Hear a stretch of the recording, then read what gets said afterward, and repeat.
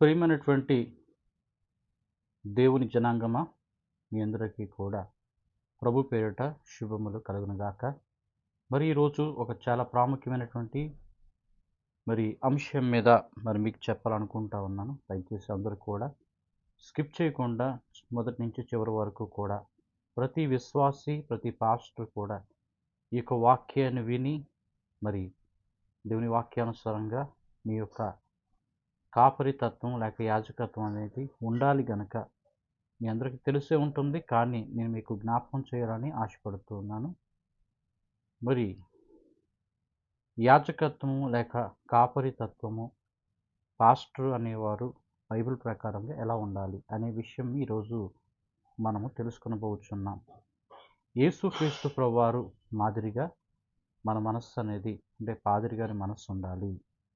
క్షమించే గుణము, సహించే గుణము, ఓర్చుకునే గుణము, సేవాతత్వము, అలాగే దీనత్వము, వినయ స్వభావము, సాత్వికత్వము, ఇవనేవి కాపరిలో ఉండవలసినటువంటి ముఖ్యమైనటువంటి లక్షణాలు. అలాగే కాపరి కష్టపడి శ్రమించి ఆత్మల భారము కలిగి దైవ పరిచర్య చేసేవాడు.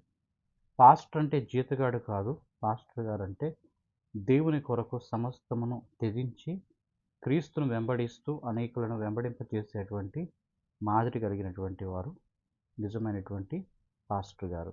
కనుక అలాగే లోకములో ధనమును కానీ, లోకములో సంఘము నుండి ఎక్కువగా లబ్ధి పొంది సంతోషమైనటువంటి జీవితాన్ని ఈ లోకంలో జీవించాలని అభిలాష కలిగేవాడు నిజమైన పాస్టర్ గారు కాదు. అలాగే ఒకరికంటే ఎక్కువ మందిని పెళ్లి చేసుకునేవారు పాస్టర్ గారు కాదు.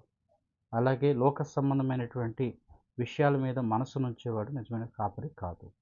కనుక ఎవరు నిజమైనటువంటి కాపరి అంటే క్రీస్తు రూప లావణ్యములు, క్రీస్తు హృదయము కలిగినటువంటి మనస్సు కలిగిన వారు, క్రీస్తుతో పాటు సేవా భావం కలిగి దేవుని పరిచర్య చేసేవారు నిజమైనటువంటి కాపరి. కనుక ప్రతి ఒక్కరు కూడా ఈ విషయం గమనించండి.